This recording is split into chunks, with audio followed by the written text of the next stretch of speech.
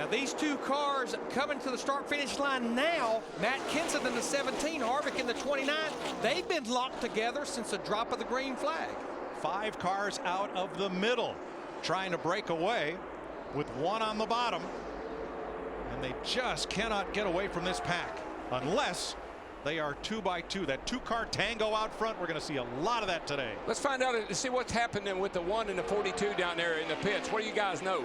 DW heard Jamie Mack say early on that he was going to try to play it conservative, and that's a strategy that Kevin Mannion told me earlier this morning. They're going to play it conservative for the first half, and it's great that they have a good company teammate, as in the 42 of Juan Pablo. They were going to try to work together. The bad thing is they're a quarter of a lap or more behind in 42nd spot. Harvick looking for the lead. He wants to lead a lap, and he will. Well, those two guys had enough lead. They could swap and let each other lead another lap. But back-to-back Murray and Montoya, what I don't like, the leaders are running 48.80s and 90s. Montoya and McMurray, 51.50s. Yeah, that grouping up like that only works when you have the draft of the big pack. Once you fall the back, your 3 or 4 cars just can't keep up with the draft of that big pack. Junior and Hamlin. Here we go. Logano and toot, train's coming through. Coming through, boys. And the reason this will work, folks, is because, see, they're in the corners. They can, with this car, front and rear bumper lines up so well, you can push a guy all the way around the racetrack, and that's why it works. And the reason it doesn't work with 3 cars is if the 3rd car pushes the 2nd car out of shape, the 1st car could go for a ride. Yeah, and the other thing is you can only do that for a couple of laps, Mike, because the guy pushing will get his engine will get too hot. They got to swap.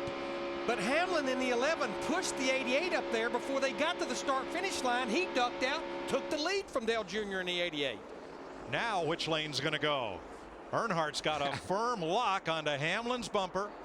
And from the outside, here comes Tony Stewart, and he's got help. See, even Larry, even this early in the race, you're already saying, I'm sure Dale Jr. is saying to Hamlin, oh, so that's the way you're going to play the game. Make a note of that. Yes. Let me write that down. Yeah, that's the 19 car of Elliott Sadler that's pushing Tony Stewart in the 14 on the high side. Elliott Sadler went from 27th to 5th in 1 lap. It's all about getting in the right line and making the right move, and you can do that very easily. And I'm going to tell you what, there's a car in the high side, that 34 car of Travis Kvapil. He started back in the 34th position. He's up there in the 8th position on the high side. Kvapil in yellow and blue, 4th in line on the outside. I wonder if these guys know that there's going to be a yellow flag at 20 laps. They're not racing like there's going to be one. All right, Hamlin led the 1st lap. Here comes Stewart and Sadler. The S&S boys teamed up here. Well, the thing, we talk about lead changes. Unfortunately, the way it's monitored is at the start-finish line only. There's no telling how many lead changes we have around the entire racetrack. And my favorite word for restrictor plate racing, particularly here at Talladega, is co-opetition. That's a Ford pushing a Chevrolet. Why? Because look where they are. Because he can. 8 laps complete. Tony Stewart, Elliott Sadler have shot out in front of the field. You're watching NASCAR on Fox.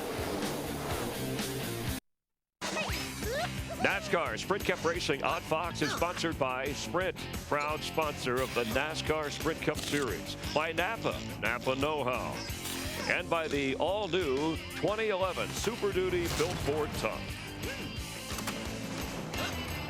11 laps complete. When we went to break, it was Tony Stewart, Elliott Sadler, Paul Menard. Now it's David Reagan, Mark Martin, Matt Kenseth, and Regan Smith from 31st position. Now taking over 3rd on the outside of Mark Martin in that black number 78. Well, all I know is Steve Burns made a note of it in the pre-race. Over 100,000 people here. We're 12 laps into it. They have not sat down yet. Don't need no dadgum seat. Just standing room. Need a box to stand on so you can see over the guy in front of you. And I'll tell you right now, Mike, I'm already into the quick. been biting your nails, huh? we haven't gone very far. From Syracuse, New York. Rookie of the year and losing the lead right now to Kurt Busch, who comes by on the outside. Slips up ahead of Smith for the lead. Keselowski in the 12 on the bottom. Hamlin on the outside. They fan out 4 wide in the tri-oval. Busch leads this lap. And the tri-oval, I know it looks real simple and gradual and all that.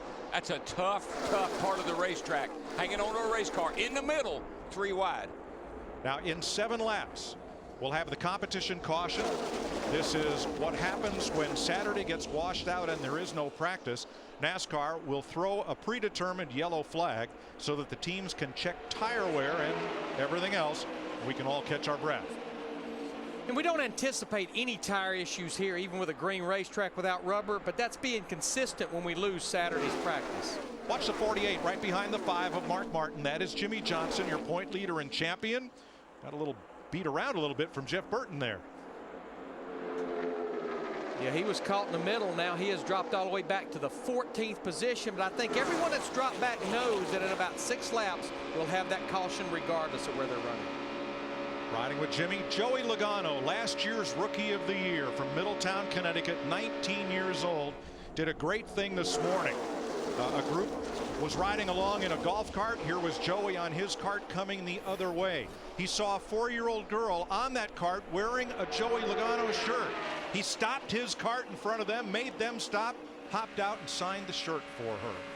Sweet. That's a class act. That's sweet.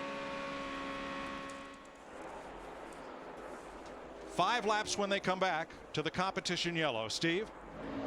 And Mike, Larry Mack was talking about that competition yellow. Steve Letarte, Jeff Gordon's crew chief, told me this morning you're going to see tire strategies all over the place. He said it just depends on where you want on the track. They might change rights or just lefts or maybe even no tires. Really depends where you want to go back out on the racetrack.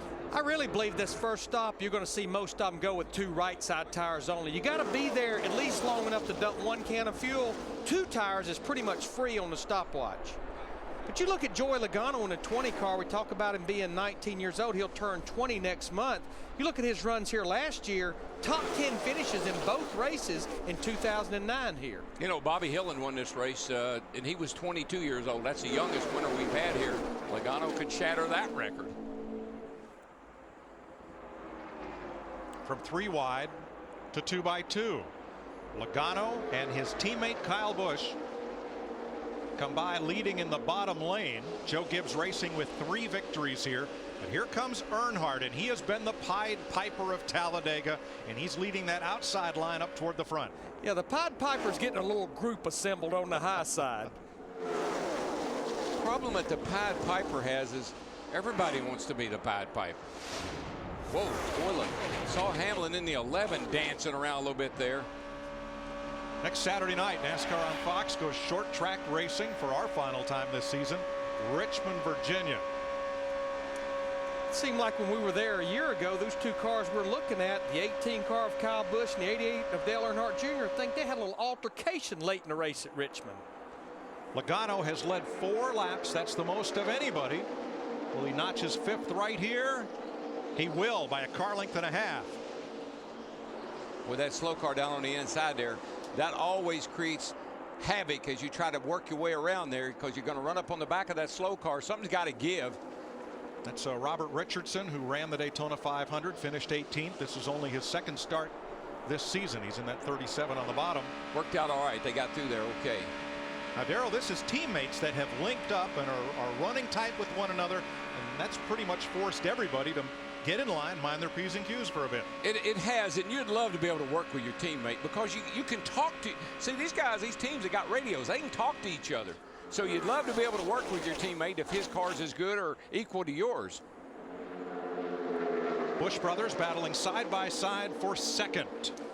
But the thing I see, those 3 Joe Gibbs cars, they've got nose to tail up there. 1, 2, 3. You're looking at them right there. Logano, Kyle Busch, and Denny Hamlin on the bottom side with Brian Vickers following suit. So that's 4 Toyotas at the front. And keep an eye on that 31 today. After practice Friday, many people thought that Jeff Burton might be one of the best drafting partners out there. He did an awful lot of pushing and being pushed to run some fast laps here on Friday in that cat car. Well, I think people feel good running with Jeff Burton. They know he's going to do what it takes to get up to the front, but they know he's not going to make a stupid move on the racetrack. Yeah, he's a real good decision maker when it comes to staying out of trouble, not getting you in trouble. Just saw Jeff Gordon have his hand out the window. I'm not sure if he was to the car behind, which is Elliott Sadler. I don't know if he was saying don't bump me right now. Maybe he's a little uncomfortable. Something though, had that hand waving. All right, look at Jeff Burton in the 31 car versus Joey Logano in the 20. Right there, 7 miles an hour faster. Again, getting that push from Dale Earnhardt Jr. in the 88.